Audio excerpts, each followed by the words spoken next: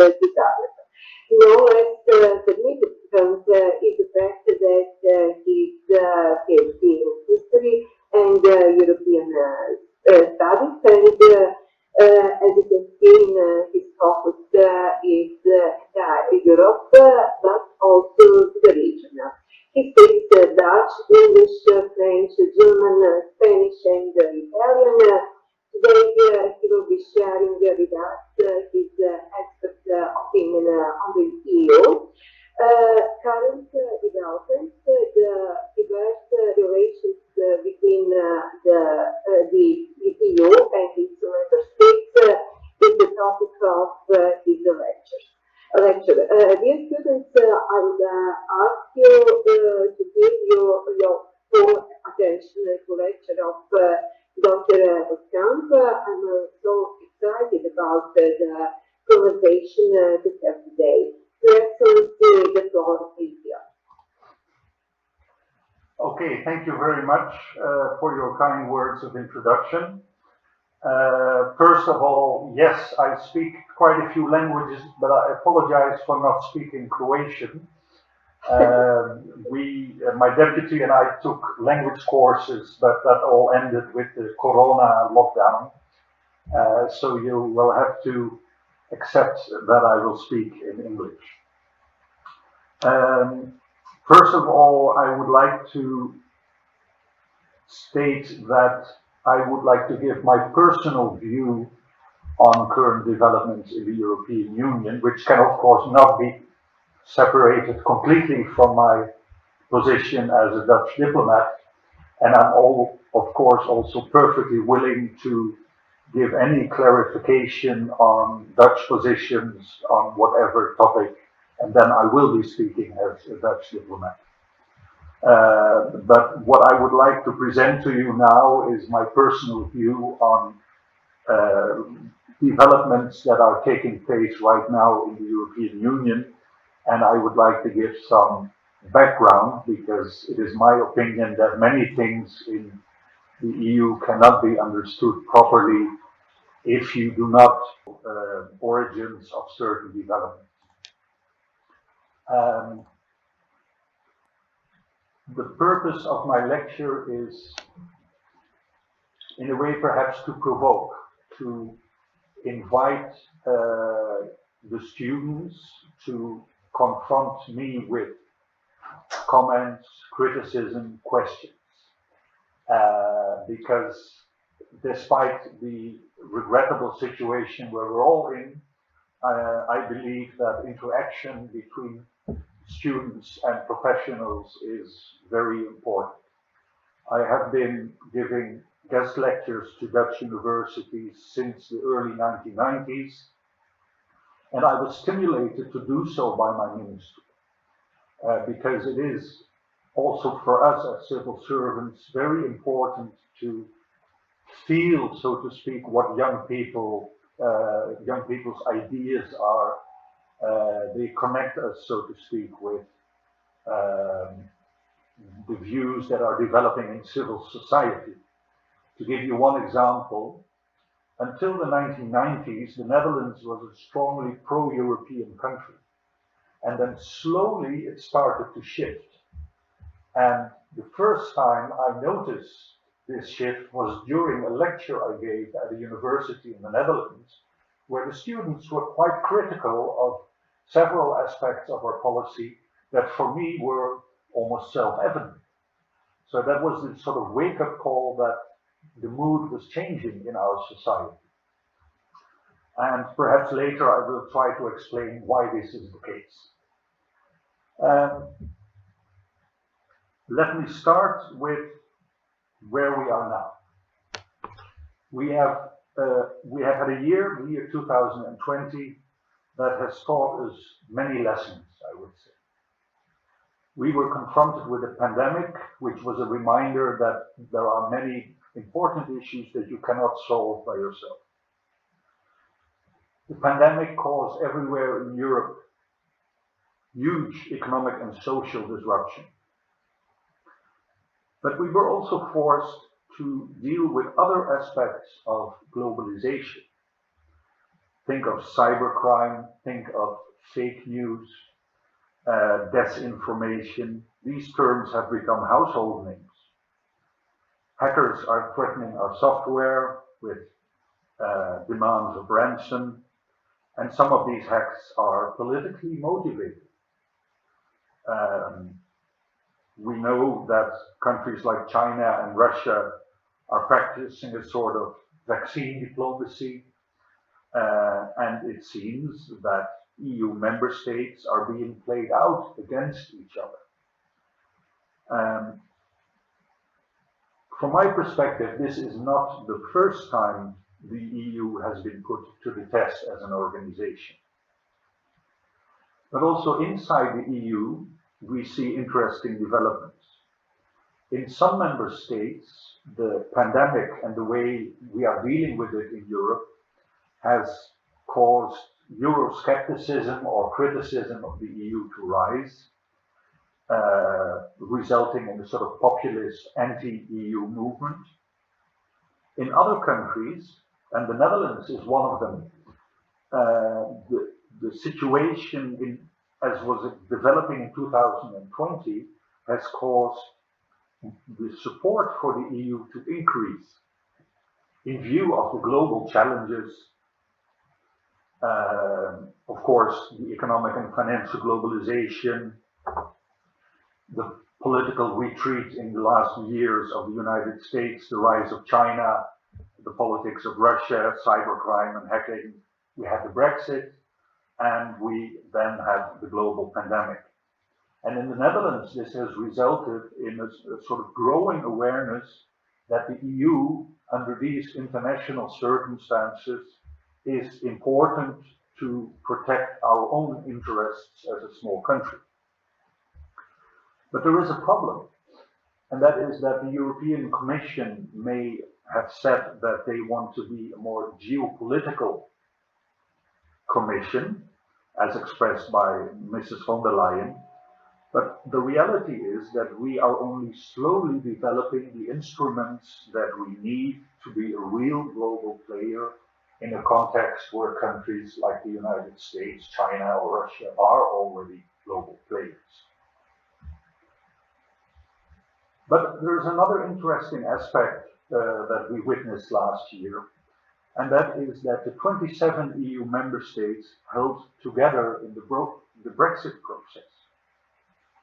We held together in defining a common policy towards the United Kingdom, and that resulted in a more or less orderly Brexit. And the importance of 27 countries holding together should not be underestimated. We also held more or less together in the face of complicated relations with third countries on issues like trade, climate policy, human rights, rule of law. And this is to be explained by the fact that the European Union as an institution continues to be a unique legal order, a supranational project between the member states. And those member states often have a long history of different experiences. Many of them have a strong sense of identity, national identity, and also of sovereignty. It is not only the United Kingdom that has a strong feeling of sovereignty. So the EU is a unique project that brings together member states who have quite differing historical experiences over the centuries. That raises the question, is the EU a viable international, supranational structure? Many books have been written and whole libraries have been filled by them on topics why the EU will inevitably collapse, why it will not be sustainable, why the economic and monetary union is unsustainable because it brings together countries in one monetary union that have not converged economically enough. and why the liberal and democratic order in our European Union, as in most Western countries, is irreversibly under pressure. I recall during my Christmas holidays that I read the latest book of Anne Applebaum, the American political scientist with considerable knowledge of Central Europe, and she wrote a book titled Twilight of Democracy. And she's not the only one to pursue that type of analysis on democracy and rule of law, especially in Europe. It is also a fact that journalists and political analysts almost enjoy meeting out the quarrels of European leaders at council meetings. We had a very long-lasting European Council in July, which was about the multi-annual financial framework and the RRF. So huge financial interests were at stake, and these were tough negotiations.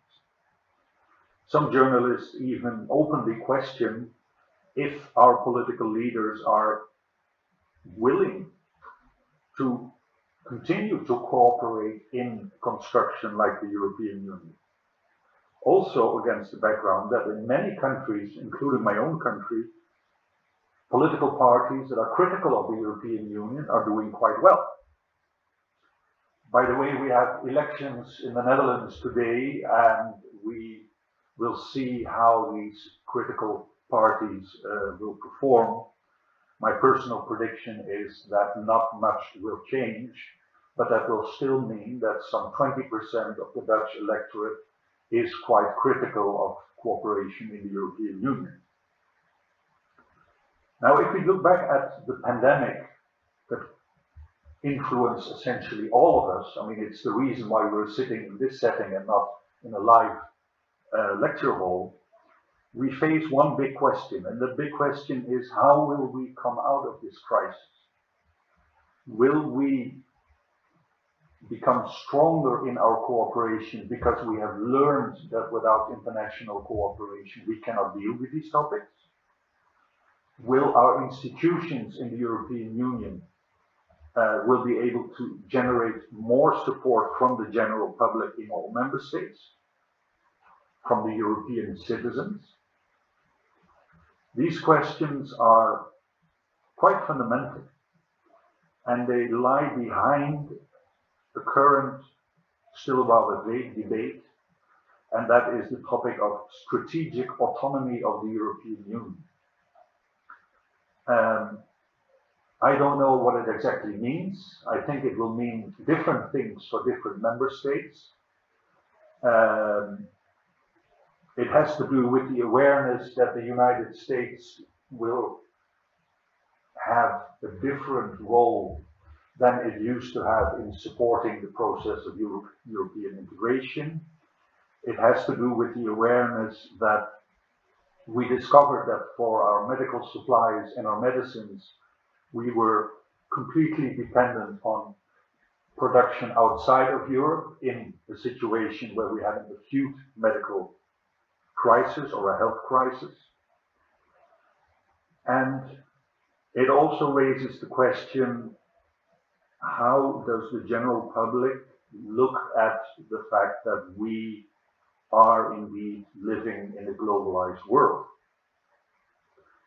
The French President Macron has spoken of European sovereignty instead of national sovereignty, which is quite interesting, although the question is whether in all member states we look the same way at this certain topic. But the awareness that we need to strengthen our position collectively in the European Union towards the rest of the world is broadly shared. And it is also criticized, and some people say we should close our borders and go back and be happy in our own country. And some of these politicians have quite an appeal. So there are tensions. And in this context, I would say that it is important to realize that those tensions are not new. We, as a group of countries that considered working together in a European community, did so in the context of the experience of the devastating First and Second World Wars. We did so in the context of the fear of communism. It is no coincidence that the first start of the European project in 1950 took place when the Korean War in East Asia erupted. And we were under pressure from the United States to work together more closely,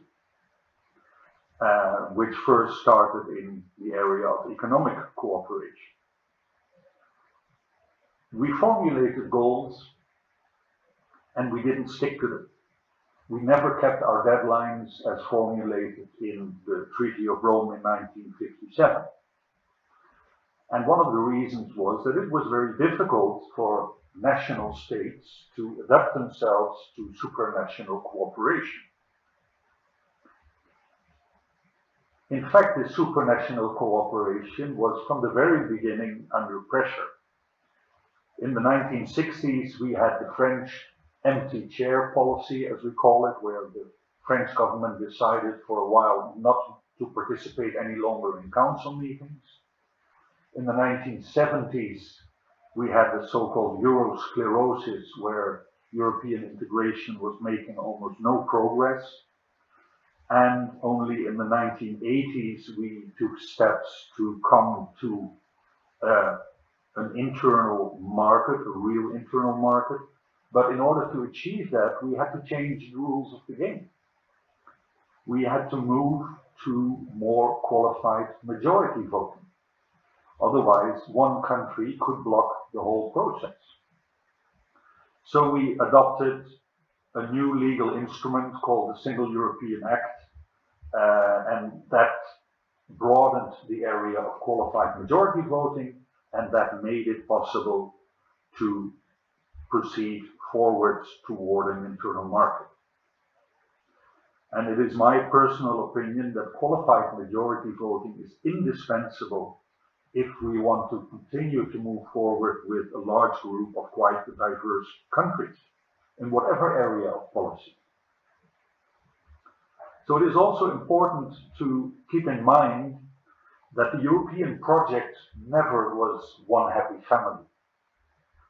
The founding fathers like Monnet, Schuman, Adenauer, and de Gasperi are by critical historians sometimes described as European saints, that they had specific brilliant ideas on bringing the European people together. I'm a historian myself, and I agree with that criticism. Those politicians acted out of self-interest, which is legitimate for politicians, and their wisdom was related to the fact that they realized that they had to find compromises between countries, but also compromises between the supranational order on the one hand and strong feelings of national sovereignty and identity on the other, taking into account that the states that founded the European Economic Community had quite differing economic situations and also political interests. Now, the fact that it was not a happy family should not surprise us. Governments have the task of defending their interests, or the interests of their countries, and the interests of the people they represent. And these interests may very well be different or perceived as being different, even on both sides of the River Rhine, because in the end, the whole European project was started as a project of reconciliation between France and Germany, and that we should not forget. But if we think of the current European Union, we should not be surprised that the European Union from Finland and Ireland in the north and west to Portugal and Cyprus in the south and east is a union where interests may differ. Geography matters. It mattered in the past and it matters today. To give one example, EU member states in the Baltics may and will have a different view on relations with Russia than a country like Portugal or Ireland, and that is normal. But it remains essential, and there we come back to the principle of supranational cooperation, that we need a basis of what we all have in common, and that is parliamentary democracy, the respect for fundamental rights, and the rule of law. And yes, as Anne Applebaum noted, we cannot deny that in some member states these principles are under pressure. I mentioned already Euroscepticism. And Euroscepticism raises, in fact, the question. The question is, and has always been, what should the European Union do? And what should the Union not do? The current pandemic, in my view, is a good example. Most member states want healthcare policy and the financing thereof to remain a national competence. But we now look all at Brussels and Mrs. von der Leyen. Some speak of a health union, a concept that implies a common EU policy on matters like the production of medicines and medical hardware. But healthcare and healthcare policies in member states are an interesting reflection of cultural differences. In some member states, people go and see their general practitioner, their house doctor, frequently over the year. Sometimes they go directly to a medical specialist or private clinics. In other countries, the practices are quite different. To give an example, I, as a Dutchman, had once a general practitioner when I lived in the Netherlands, and I did not even see her because after 4 years she left, and in those 4 years I had never visited her. In Germany, on average, the average German citizen sees his or her general practitioner 16 times a year. That it means more than once a month. And the Netherlands and Germany are neighboring countries with considerable cultural differences. So it's very difficult to define a common EU policy on a topic like this, of which we all feel that it is important. I will give another example. Pensions. Pensions are also, or pension systems are illustrating cultural differences. Pension age, the way people save for their pension, or where people have the expectation that the government will take care of them when they go in pension. In some countries, people see this as a task of the government. In other member countries, people have the feeling that they should take their own responsibility and save for their own pension. And any pension system, of course, has to deal with the reality of demography. By and large, we in the European Union have the same demographic patterns of aging. Fewer children are born. The financing system of pensions is under pressure. But again, there you can see considerable differences. And I would like to compare Croatia with the Netherlands. In Croatia, I notice there is a sort of general feeling of unease, perhaps even worry, of the pattern of emigration, in particular of the young and talented. The Croatian commissioner, Mrs. Suica, even has demography in her job title, even though it is not a European competence.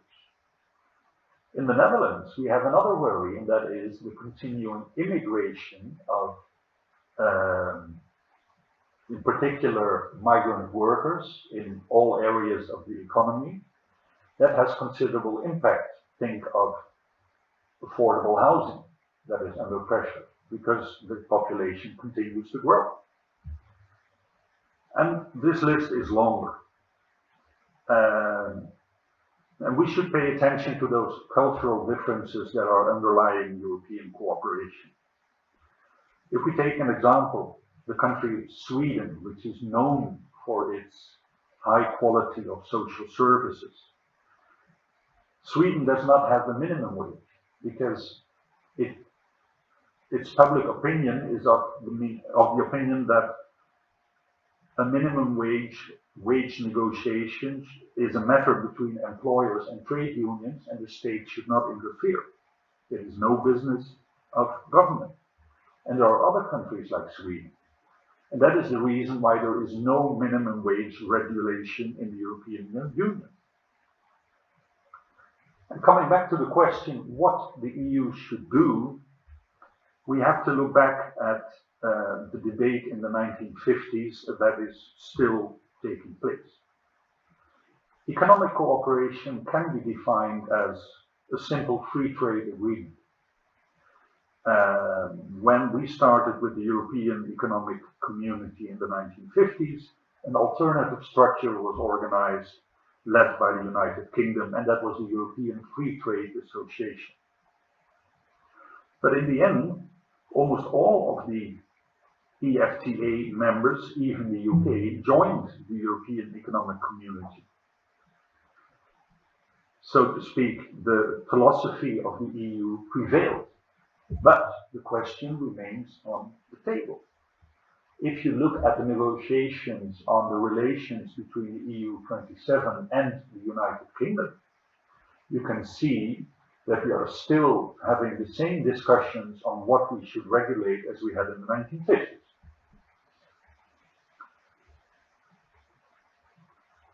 Interesting also about the 1950s is that we moved very slowly.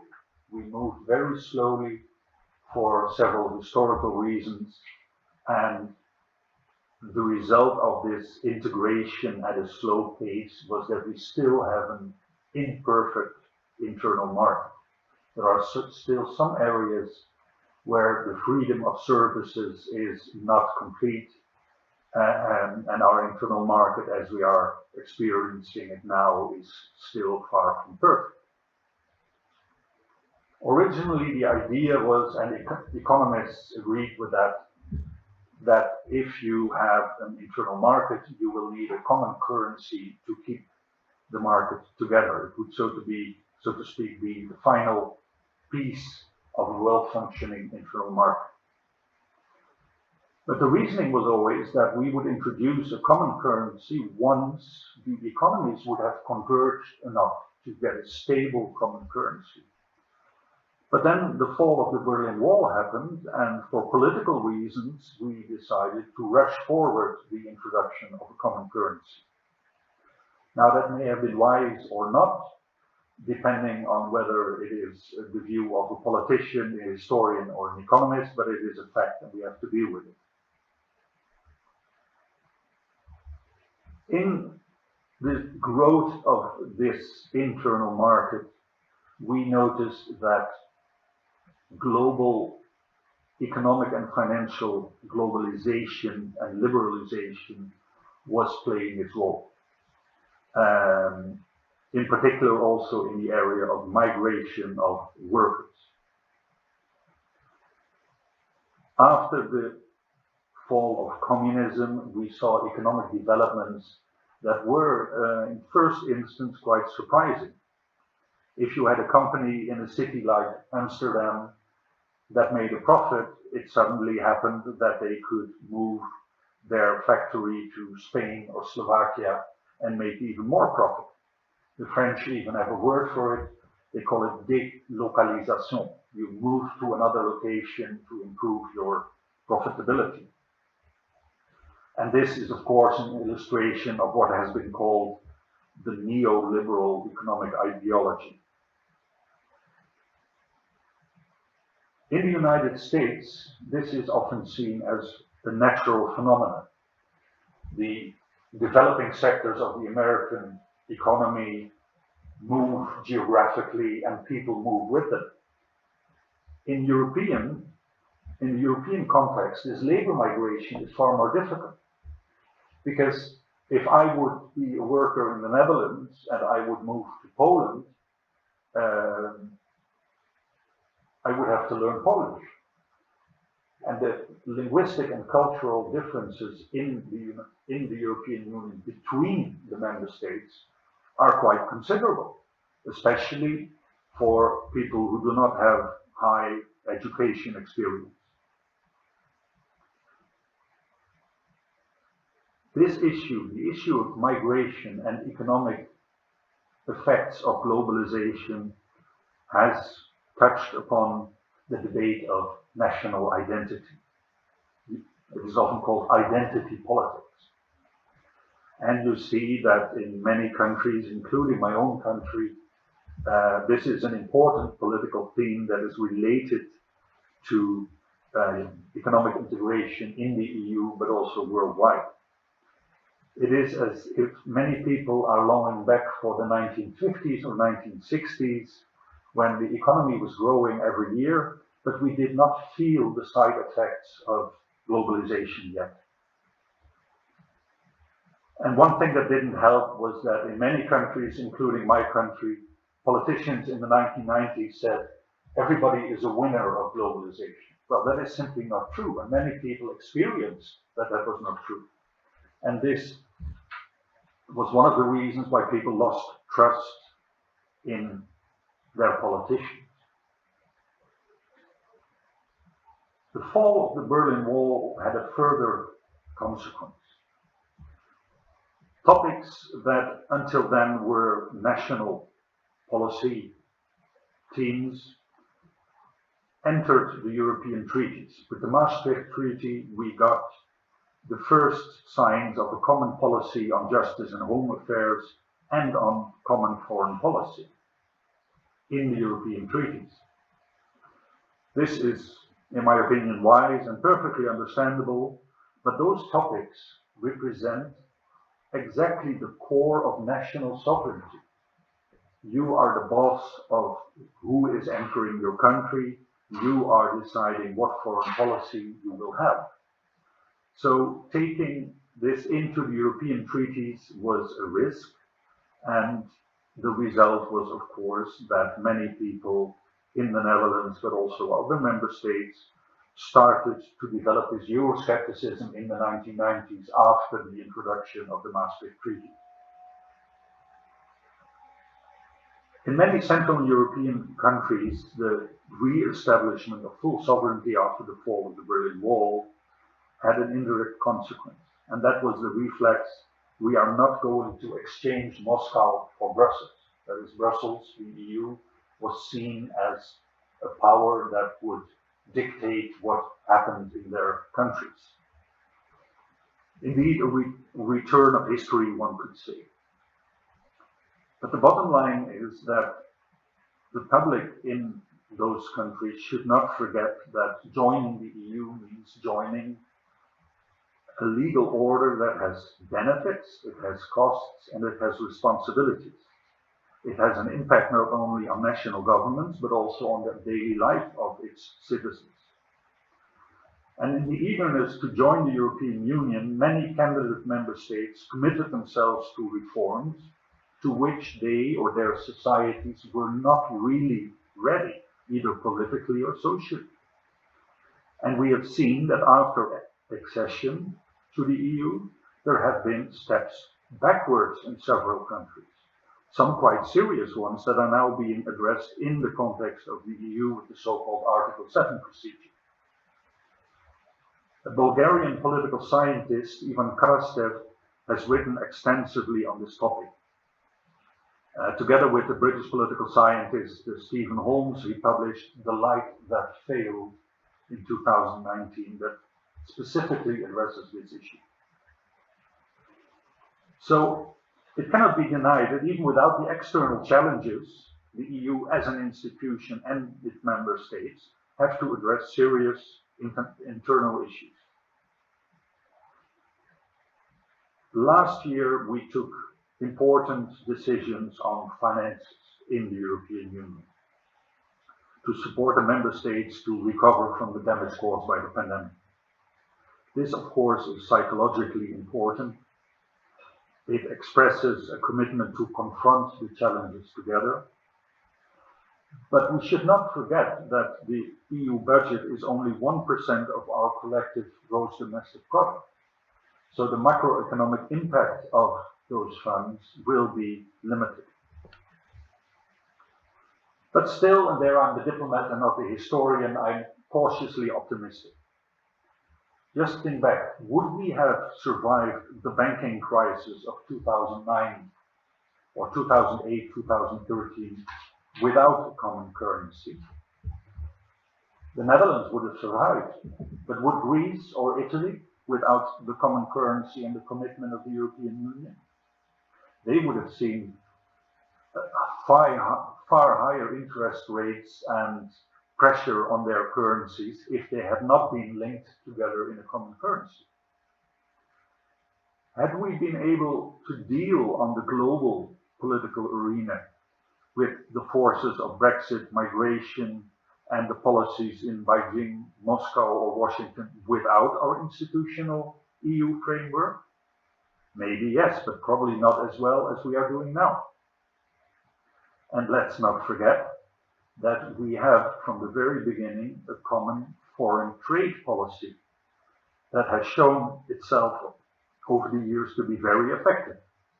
The EU is a trading bloc in a globalized world that has to be reckoned with, and this serves the interests of all member states.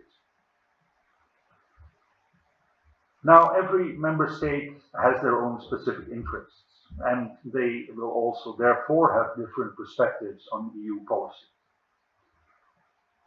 Thus, the interaction of every member state with the EU as an institution has its own dynamics.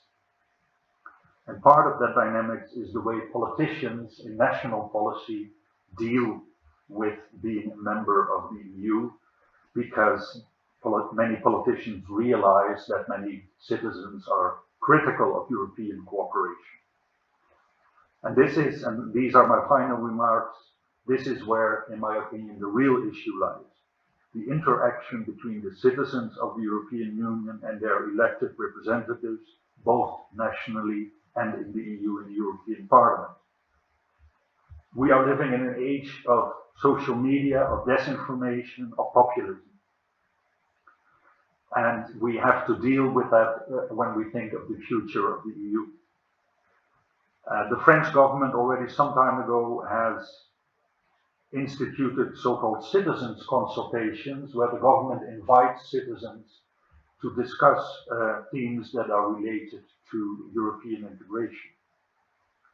Some countries have looked for the instrument of a referendum, because a referendum would express, in their opinion, more the views of the people.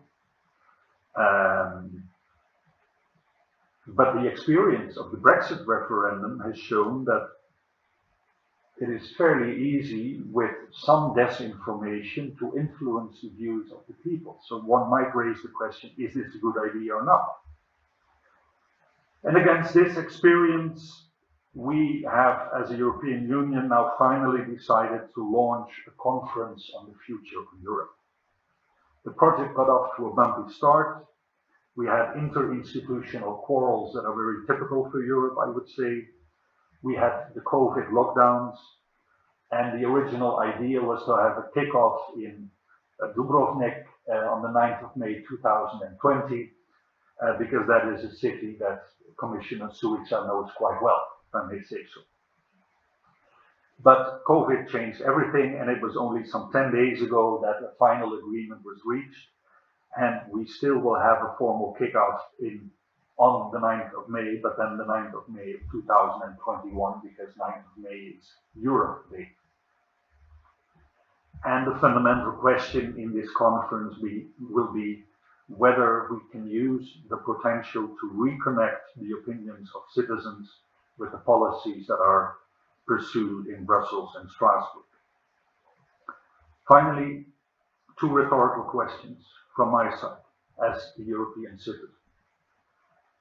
Do we see a balance between the political, economical, and financial costs and benefits of the European integration project? Because it should be in balance for the large majority of our citizens. And do our politicians paint the full picture, so to speak? The full picture being that cooperation in the EU is always a matter of finding a compromise, be it on fishing quota or the multi-annual financial framework. Yes, European cooperation could have been better, but it certainly could have been a lot worse, as history has shown us. And therefore, I think from a historical perspective, we should be glad with the level of cooperation that we have achieved. And now it's 10:40 and I was given 40 minutes, so I will leave it at this.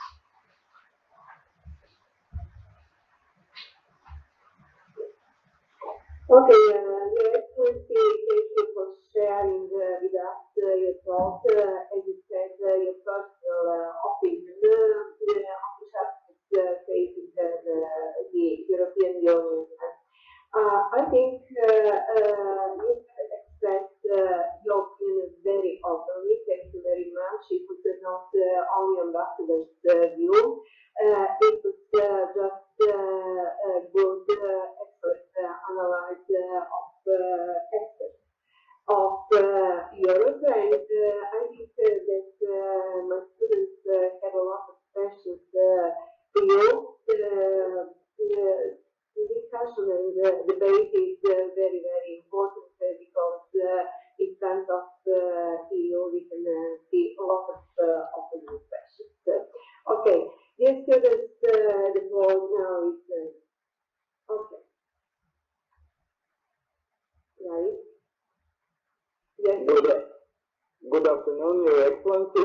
Sorry, because of my background. Thank you for coming to our lecture. We are really glad and happy that you are here. I have quite a simple question, but I don't think the answer is so short and simple. And it's about the Netherlands. What is the Netherlands' view on the COVID problem, and what will the Netherlands do regarding that problem in future? Will it stay with the EU project, or will it try to procure vaccines like at the same principle as Hungary or some other countries?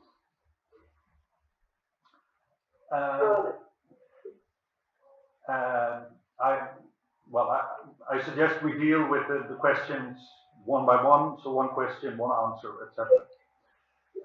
The interesting aspect of procurement of vaccines is that it is a mixture between a common European project and national activities. We, for instance, like most other EU member states, have ordered our own vaccines with several companies. And at the same time, we are participating in the common project where the European Commission is procuring vaccines that are then being distributed proportionally to the population. So we do both the one and the other. We rely totally on the EMA, so the European Organization for the Approval of Medicines, and we will only use in the Netherlands vaccines that are being approved actually by the EMA, which does not mean necessarily that we are against the Russian vaccine or the Chinese vaccine or any other vaccine, but it's quite simple. We follow the approval of the EMA, and this has currently resulted in a situation where we are, in terms of the percentage of vaccinations, in the middle group of the European Union. Some countries are doing better, other countries are doing worse, and the pace of vaccination is, as it is in Croatia, determined by the availability of the approved vaccines. Thank you very much. Next, any other questions? Hello, I have a question. Yes, Julia, thank you very much. So the European Union from 2015 faced big challenges about illegal migration. So basically my question is, how is Europe able to deal with it, and how is Europe able to confront organized criminals? Well, that is a very good question.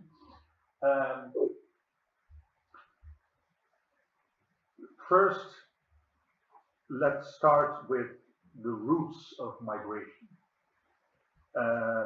The migration that we have seen over the years has been partly caused by war or civil war, as in Syria, and partly by population pressure, in particular in sub-Saharan Africa. Now, the bad news is that we have to count with the continuing situation. That is, the pressure on migration on us will remain unchanged, probably for as long as I live. And that indeed raises the issue, how do we deal with it? And there is another problem, and that is that collectively dealing with it, collectively as a European Union, is quite difficult because, as I said, justice and home affairs are symbols of national sovereignty. When the EU offered assistance of Frontex, its organization, to have more effective border controls at the outside borders of the EU, Greece invoked its sovereignty and said, we will take care of our own borders. And there we have to find a balance between the views of national member states and the views of the European institutions and our interests.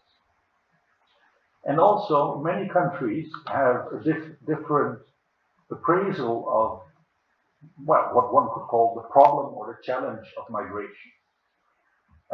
Shortly after I arrived here, I went together with my colleague from Sarajevo to the border area in the Bihać region, so northwestern Bosnia. And I met with the Croatian border police there, I met with Bosnian authorities, and we discussed the challenge of migration. And we spoke with irregular migrants. All of them said, we want to go to Germany. Even the Bangladeshi or Pakistani, who would probably have relatives in the United Kingdom, and they would probably have no intention to go to Germany, but to move towards the United Kingdom. None of them said, I want to go to Croatia. None of them said, I want to go to Hungary or Poland. So we have the challenge that if we want to have a collective migration policy as a European Union, we have to take into account that the migration pressure has specific objectives related to specific countries.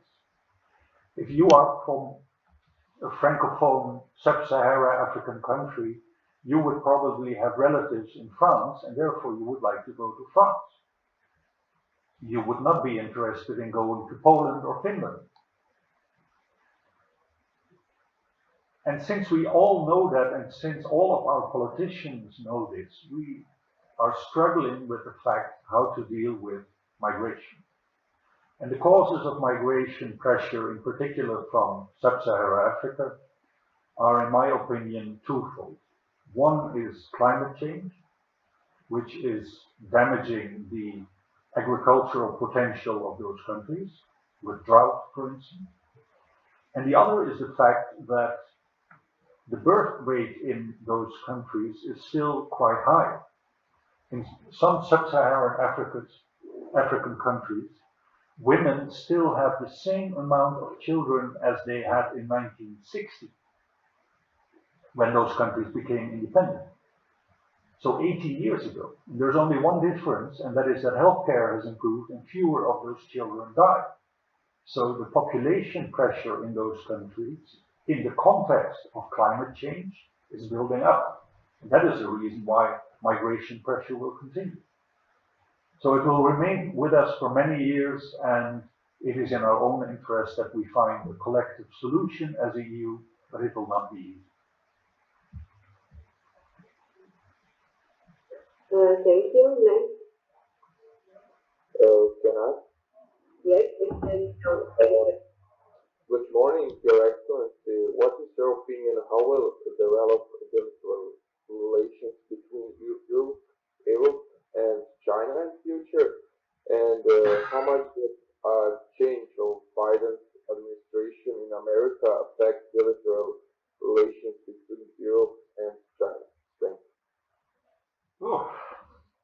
Again, a good question.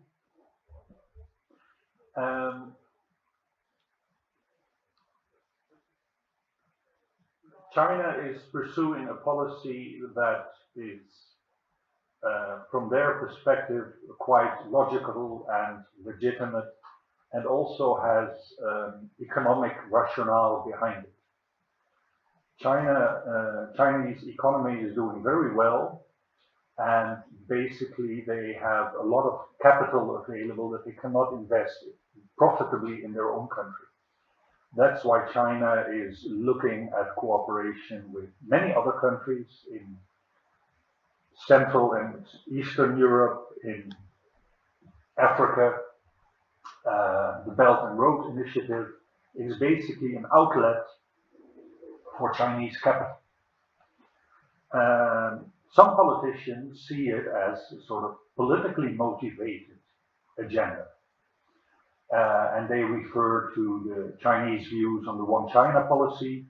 They refer to the Chinese views on the territorial demarcation of the South Chinese Sea, where the interests of countries like Vietnam and the Philippines are at stake. And there's probably some truth in all of this. That is that from the perspective of China, there are various reasons for their policies. Now, how do we deal with that? We deal, or want to deal with that, in the context of a worldwide, what we call rules-based system. The rules-based system, to give an example, is the World Trade Organization, where we have to accept that we collectively agree on certain rules of the economic game, of international trade, of investment, etc.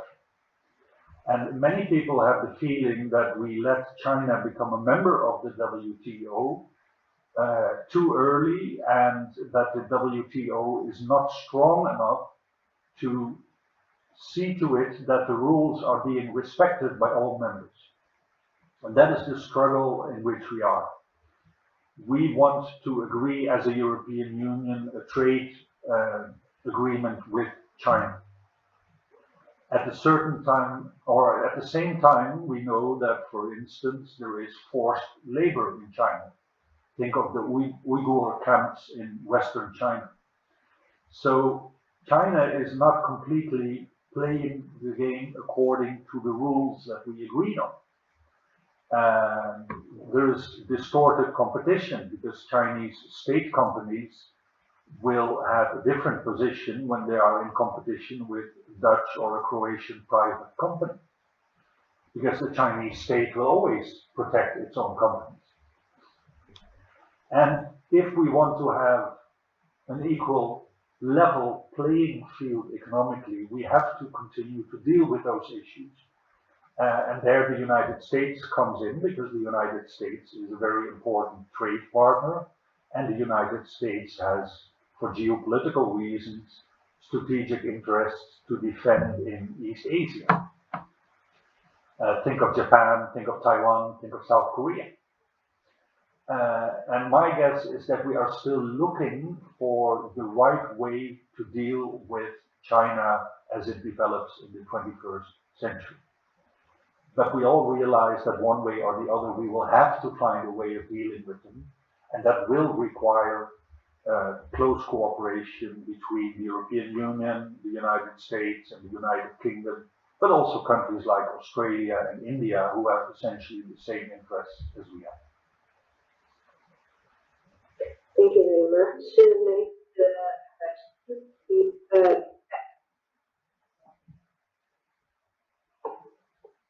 Hello.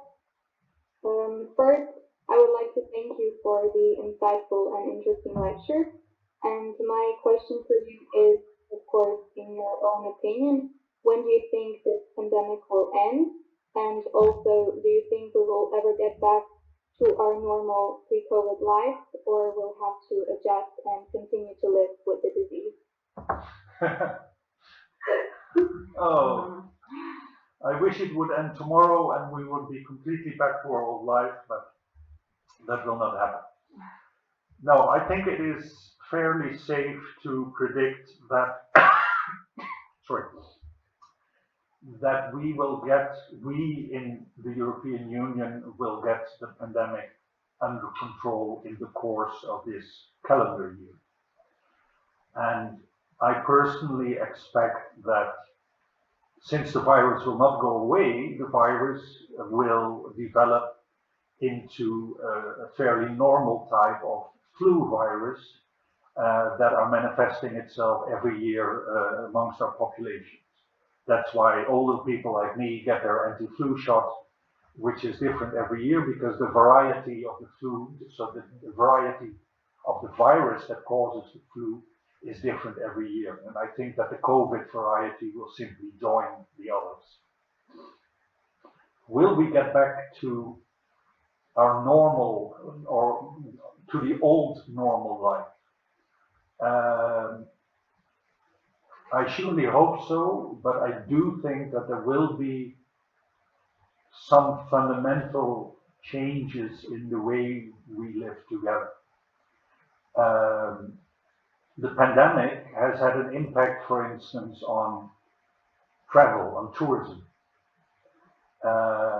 Tourism in the Netherlands is often associated with flying. You take the plane to fly to Spain or to Split or to Turkey in the summer. That type of tourism is in the Netherlands under pressure for environmental reasons.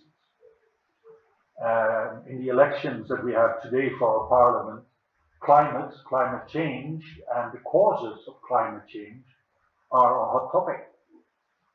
And I think that the pandemic, so to speak, mixes with the general debate on how we travel, how we live our lives, how we should try and live more sustainably. And in that sense, I do think that it will change our lives definitively for the future, not because of the risk of a new virus. They will occur, and if they come from China or not, they will happen. And it has to do with the density of population, with the interaction between animals and humans. There are many reasons why these viruses will continue to come. But I see it more in the perspective of broader problems of globalization, international travel, and international interaction. And I do think that we will see some structural changes in our lives. I'm personally looking forward to sitting back on a terrace and having a coffee or having a glass of wine. And I can assure you in the Netherlands there are 17 million people who are having the same wish. So let's hope for the best. Okay, next. Do we have another student question? No? Okay. Your Excellency, I have a question, not just two questions. First one is about enlargement office. You know that politics of enlargement of European Union to West Balkans countries very, very important, but we would see that situation, the region is not so good. In some countries, we can see extreme power, high poverty, high unemployment, and immigration favor of public policies, and continuous economic decline. You know, one is, I think, between European countries, European Union was not a good teacher, but also regional countries were not good pupils. What do you think? What is going on with enlargement talks?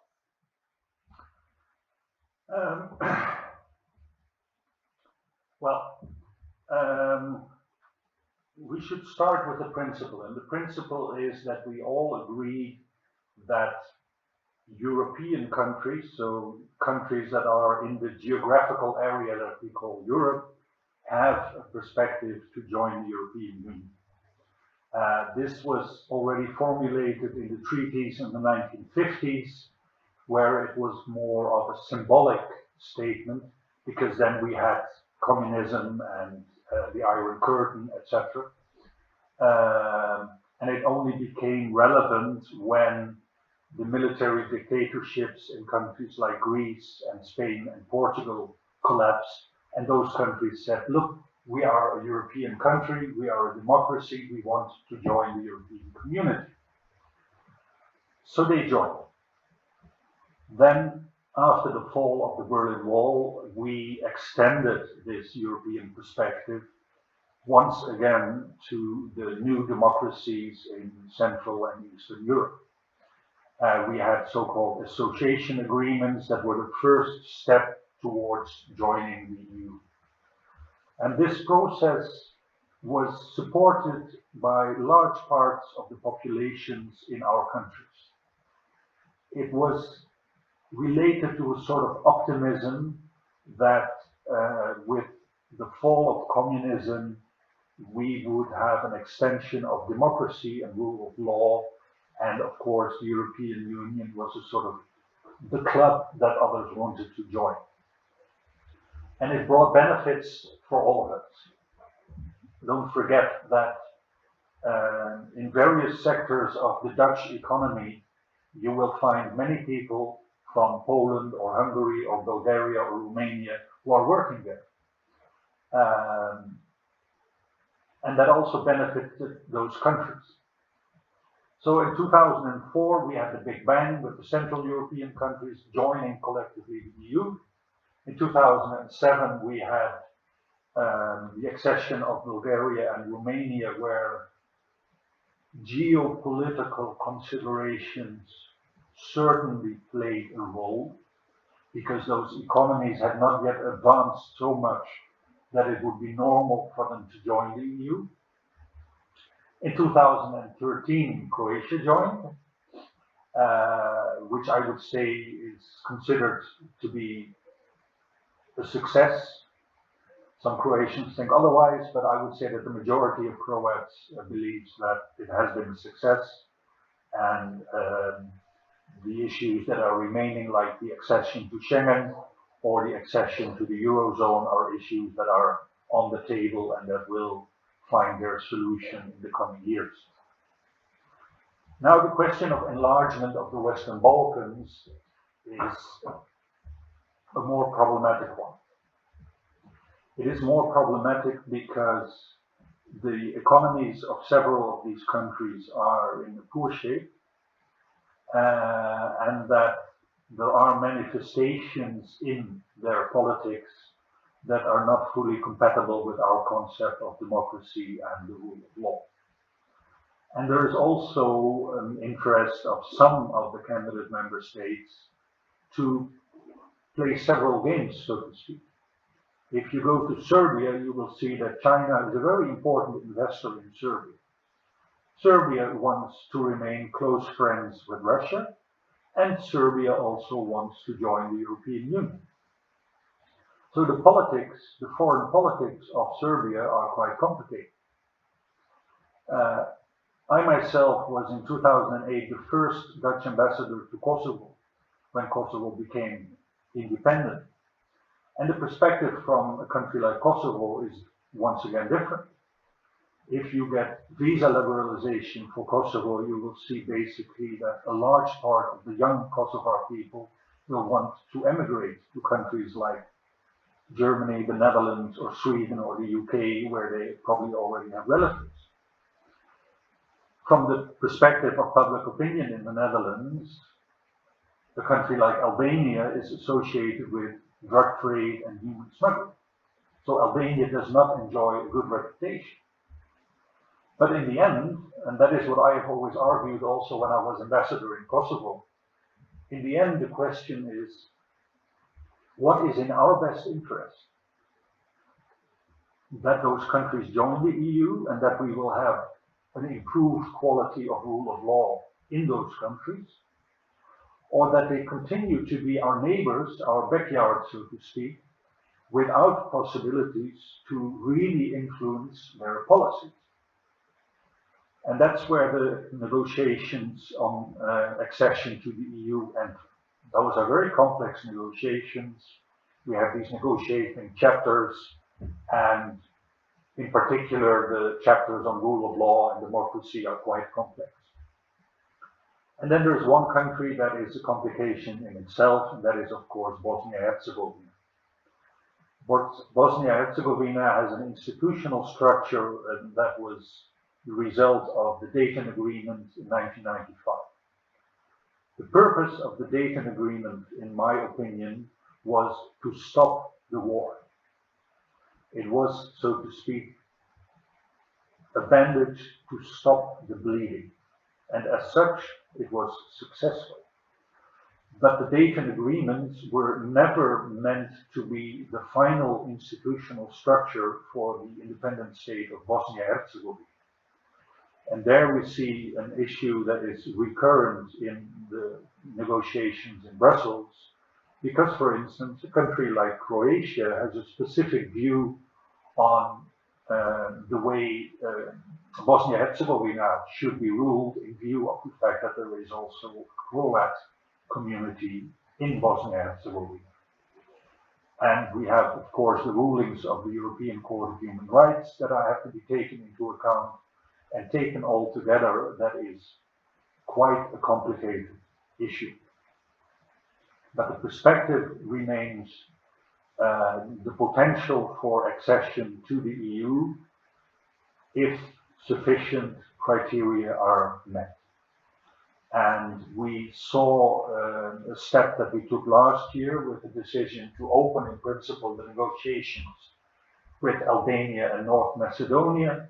And then suddenly we saw the return of history, because Bulgaria has an issue that it considers to be a bilateral issue with North Macedonia. And you can only understand that if you look at a map and if you read a history book about that part of the world. And there is a lot of history in the Western Balkans, and many countries have their own views on how that history looked like. And that is something that we have to overcome, and that will take time. Thank you very much. I think that two crisis points, Bosnia and Herzegovina and Kosovo, in the middle of our interest. I agree that North Macedonia is the focus of geopolitical competition now. And I think that it's very important for European Union to keep focus enlargement, its enlargement politics, in Macedonia. But let's maybe students have some other question or not. Okay, and just on my question, we know that the idea, in spite of everything about the side of the idea, is quite strong. But in the last decade, we can see that huge difference between European core countries, rich countries as the Netherlands, and its periphery, especially South Mediterranean countries like Italy and Greece, and also eastern countries as Romania, Bulgaria, even Croatia. We can see some kind of unequal development, and the problem. I think that the European Union has a problem to create a common foreign and security policy. We could see the problem from the war area of Yugoslavia, the economic crisis, migration crisis, and now if we are talking about the distribution of vaccine. How do you see the future of European Union? You said everything about it, but could you say what is very important for integration in the next 10 years? Well, it is a reality that there has been historically, so to speak, a center and a periphery of Europe. The original 6 countries that concluded the Treaty of Rome showed a considerable symmetry geographically with the empire that was ruled by Charlemagne 1100 years before that. They are more culturally alike, although culturally quite different, but not as different as they were from other countries. And historically, they were also the wealthiest part of Europe. If you think of northern Italy in the period of the Renaissance, if you think of Burgundy and northern France, or if you think of the Rhineland in Germany, these areas of Europe have always been economically the most wealthy part of the European continent. The Netherlands joined in for a specific reason, and that is that we were always traders.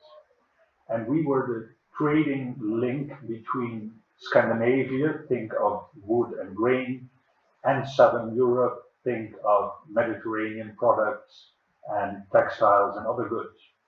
We were also the main trading partner with England. So the wealth of the Netherlands is not so much due to natural resources. It's mostly due to the fact that our geographical position made it easier to be a trading country. Now, this center and periphery in the 21st century still illustrates that some parts of Europe are more wealthy than others. Northern Italy is wealthier than the Netherlands. Southern Italy is a lot poorer than Northern Italy. That is one of the reasons why we have both national programs, but also the European structural funds and cohesion funds to develop the economies that they can grow more towards each other. The success of those policies is debatable. There is still migration from southern Italy to northern Italy. There is still migration from the countryside in Spain and Portugal to Madrid or to Lisbon or to Barcelona.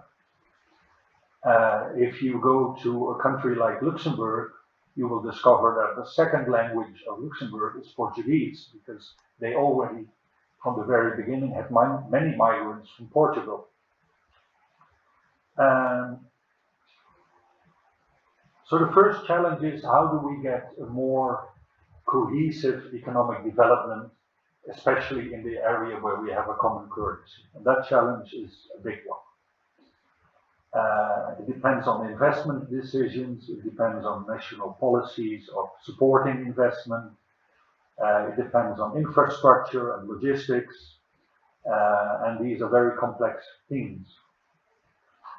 Germany is closing its coal mines because it is cheaper to import coal from Australia than to dig it in your own backyard, so to speak. So that says something about the economic dimension of economic development. Since we have quite different historical experiences, we also may have different ways of looking at a common foreign and security policy. For Spain, relations with Northern Africa will be very important. For Lithuania and for Finland, relations with Russia will be important. And that is the reason why the question of qualified majority voting in the area of common foreign and security policy is so important. We had the first try at the Amsterdam Treaty. I myself contributed to that treaty with the concept of constructive abstention. The idea was that if the majority of member states would like to move forward in a common and foreign security policy, but your government did not, then you could abstain. This instrument has not worked well in practice.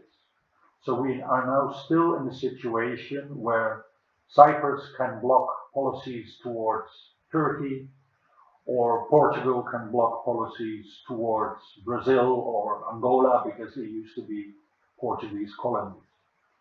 And this is damaging the interests, in my personal opinion, of the EU as a whole.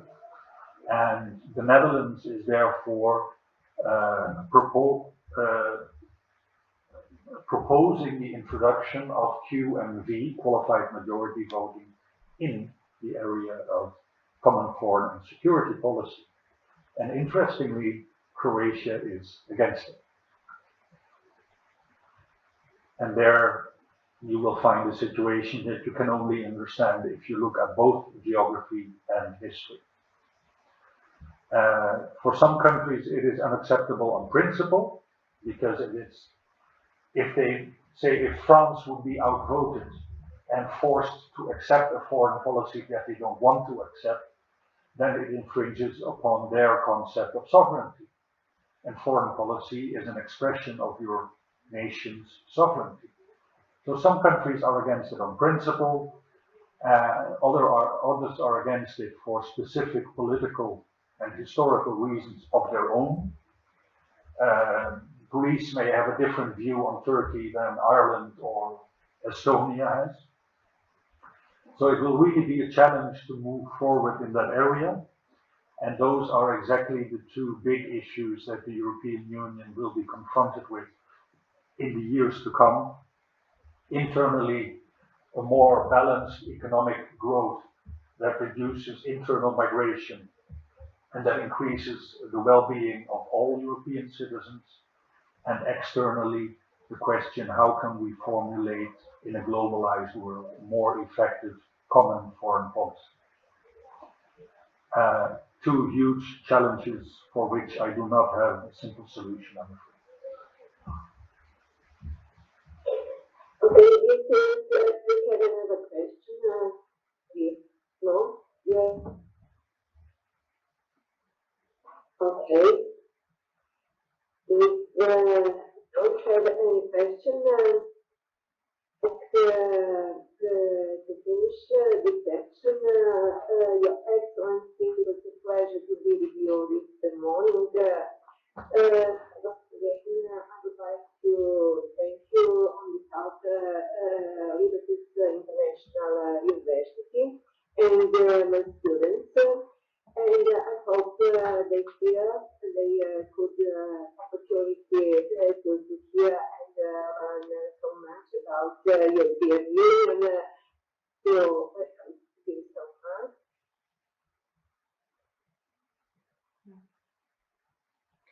She froze. Yeah. Oops. Calm down here. Oh.